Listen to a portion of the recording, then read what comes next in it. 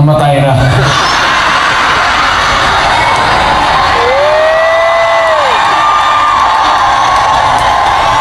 Either mali yung medisina binigay niya o pinatay niya kasi ayaw bayad. Dr. Mata.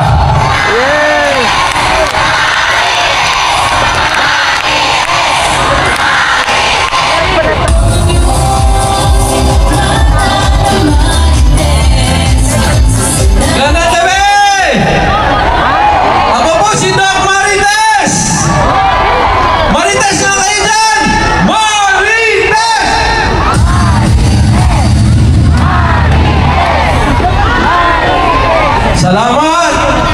Ako po ang representative ninyong lahat! Dahil mga Marites din kayo! Bakit naging Doc Marites ako? Dahil nga sa aking social media na 3 million na ngayon, kayo po ang nagbansag sa akin. Dahil nagle-lecture lang naman ako ng health, tapos may nakita akong showbiz na balita na may naghihiwalay, sinishare ko. Ang sabi ng follower ko, Doc, hindi ka lang doktor, Marites ka pa! Kaya naging Doc Marites! Ngayon, sa pag-nilay-nilay ko, ang pangalan ko pala shortcut ng Marites. Mata, Richard, Tesoro. So, Marites!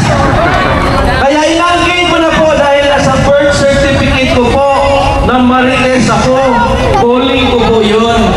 Pero magiging good sa Marites po tayo ng Senado. Agree ba? O niya lang, Elias, niya na. Tesoro ang aking middle name. Katulad po kami ng middle name ng ating number 1 senator na si Senator Bong Tesoro ko. Palakpakan po natin. Siya po'y aking pamangkin. Anak po siya ng aking first cousin. Sabay po kaming lumaki. Nung si Tatay Digong ay mayor pa, si Kitty pag nagkakasakit, ako po'y pumupunta sa bahay. So ako yung pediatrician ni Kitty Duterte. Nung si Senator Bongo po ay naging senador, ako po'y isa sa mga advisor. Ang galing-galing po ng mga projects ni Senator Bongo. Agree ba kayo? Yes! Pwede ba pag bubutuhin nyo si Senator Bongo, isalin nyo na lang din ako? Yes! Tsaka isalin nyo na din po ang Duterte?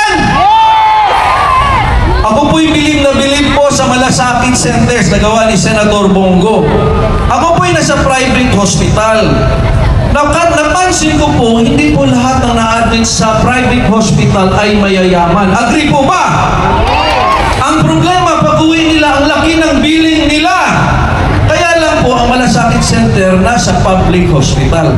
Agree ba kayo na lagyan ng malasakit center din ang private hospital? Alam niyo yung kaibigan ko sa Brazil, sabi niya, third world country lang ang Brazil do. Pero pag na-admit kami, libre ang check-up, libre ang gamot, libre ang hospitalization. Bakit kaya ng third world country na Brazil na singhirap lang naman din tayo? Dahil hindi priority dito ang healthcare. Agree ba kayo? Priority ba ang healthcare kung mabawasan ng 90 billion ang PhilHealth? Hindi. Priority ba ang healthcare kung isi-zero sa budget ang PhilHealth? Hindi. Priority ba ang healthcare kung next year na lang daw ibabalik yung 90 billion? Hindi priority. Alam niyo priority dito? Paano sila parating andyan? Bibigyan nila ng ayuda ang lahat ng tao para bubutohan sila. Bubutohan niyo ba sila? Alam niyo 5,000, 5,000, 5,000, 5,000, 5,000. Ngayong gabi, ubos na. Ngayon na-admit siya. Dapat sana yung 5,000 yung itulong niyo sa kanya. Correct ba? Agree ba kayo na hindi na tayo tatanggap ng ayuda, pero kung ma-admit tayo, libre? Agree? Bigyan din natin ng primary care. Ano yung primary care? Yung pagpa-check up kagad, libre. Yung gamot, libre. Ang nangyari ngayon, ayaw magpa-check up dahil mahal. Magpa-check up na, sira na ang kidney. Kaya dialysis na. Agree ba? Kaya importante po ang kalusugan. Dahil po kahit mahirap lang tayo, kahit wala kalusugan natin ay covered ng gobyerno, ang pakiramdam natin ay mayaman tayo. Agree ba? Yes. Kaya, boboto ba kayo ng Duterte? Yes. Galing ba kayo na kinuha si Tatay Digong? Galing ba kayo na i-impeach si Inday Sara, VP Sara? Galing ba kayo na ang plano nila ay ipapakulong nila si VP Sara? So ang galit nyo kung 10/10 ba yan? Yes. Baka 9/10 lang. Ipakita nyo ang galit nyo sa May 12.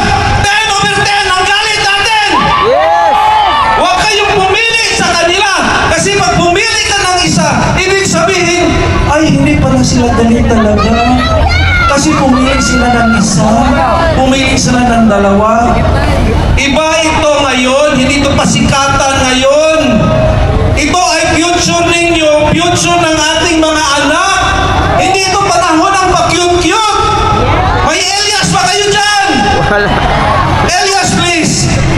Balik sa Manila, ako ay nananabik. Mabaliw-baliw ako sa kanyang mga halik. Okay lang di maiwasan na paminsan-minsan, pero pag kami nakita, aking panggigigilan, ko siya itigil.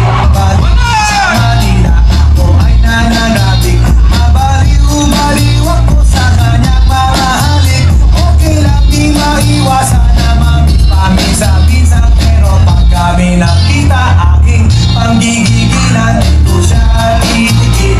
Duterte! Duterte! Duterte! Salamat po! Magandang gabi! Maraming salamat, Dr. Richard Marites Mata! Ang susunod naman po natin, progress ang dala. Pagulat! Oo. Oo, itong susunod nating kandidato, napatunayan niya na kailangan napakadaling paunlarin ang isang organisasyon. Kung gagamitin sa tama ang pondo, Yes! wala na pong dapat patunayan.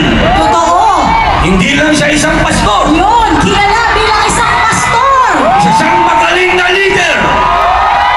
Mga kababayan, Pastor Apollo Kibuloy!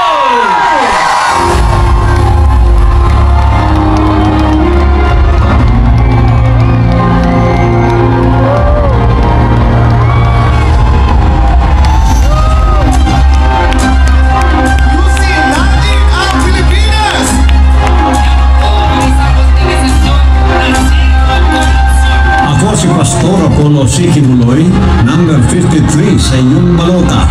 Ayusin natin ang Pilipinas. Pastor, please kung maghanap ka ng tao na kandidato, kung manalo at makaupo dyan ang senator, was the moral values, pati marunong bright. Talagang bright yan si Pastor. Pastor Kibuloy para sa Senado.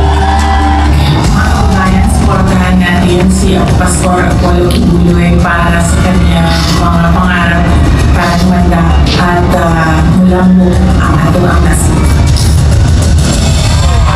Magandang araw mga kababayan at mga kapwa Pilipino sa buong Pilipinas at sa buong sanlibutan. Lalo na po ang ating mga kababayan OFW sa ibayong dagat. Pagpalain po kayong lahat ng dakilang Ama sa araw rito habang kayo ay nanonood sa aking video message nito. Ang tanong po ay bakit niyo kailangan iboto sa Mayo 12 si Pastor Apollo C. Kibuloy?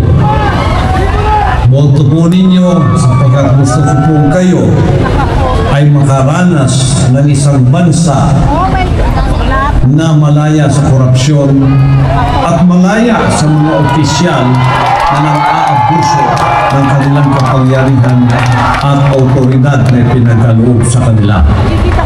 At aasahan po ninyo ang aking pangakong ito. Hindi po ako pwedeng kainin ng sistema ng politika.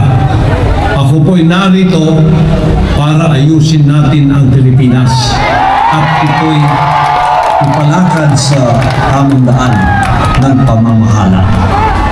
Kaya maasahan po ninyo ang aking pangakong ito na hindi magbabago. Hindi ako tumakbo para sa pera, hindi ako tumakbo para sa pabor, hindi po ako tumakbo para sa ambisyon. Ako po'y naririto, ipinagkaloob ng Diyos ang pagkakataong ito na hindi ko inaasahan sapagkat may plano ang ating dakilang Ama sa pag-ibig sa inyo na ituwid natin at ayusin natin ang bansang Pilipinas. Tulad ng sinabi ng isang pamosong Indian actor, may ugali kang questionin ang lahat ng bagay. Kapag namimili ka ng grocery, kino-question mo ang mga binibili mo. Purong harina ba ito? May halo bang bato ang bigas? Nagbubula ba ng maayos ang sabon na ito? Kapag bumibili ka ng motorsiklo o sasakyan, tinatanong mo kung ilan ang tinatakbo nito kada litro. Maayos ba ang after-sales service?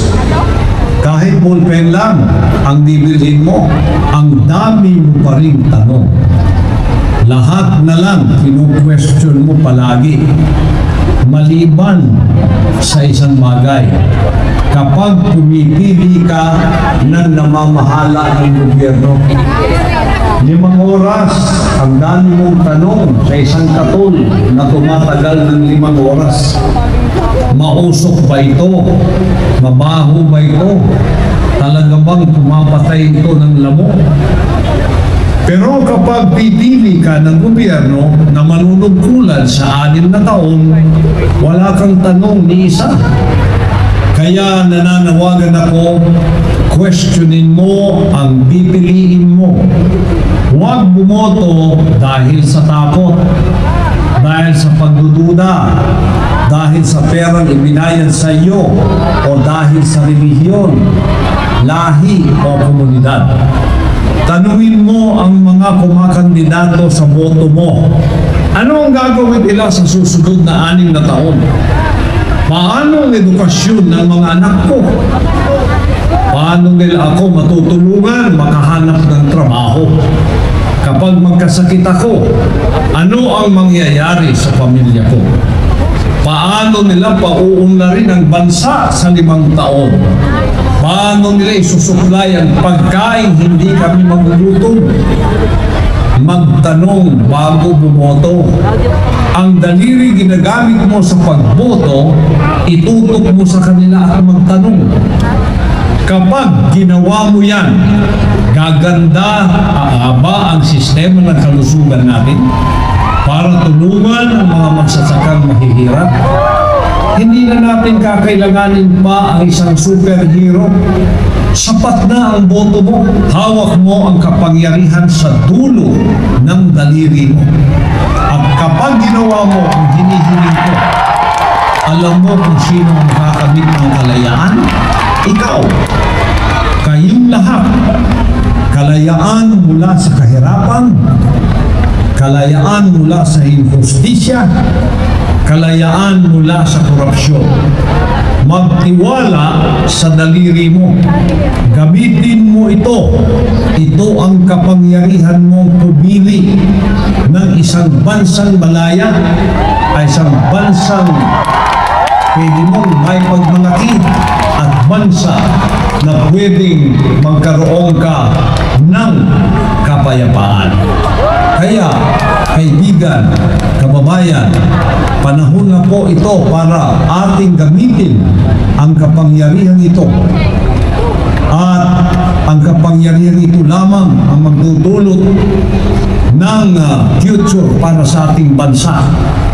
Kaya, sa gabay ng ating dakilang Diyos at sa inyong mga pagtitiwala, sa akin bilang maging senador ng bayan upang ayusin natin ang Pilipinas, ako po ay nangangako na hindi ako magbabago sa aking ipinangako. Hindi ako maaaring kainin ng sistema. Ulitin ko, hindi ako kumakandidato para sa pera, para sa pabor, at para maging tanyag. Yan pong lahat ay hindi ang aking ambisyon.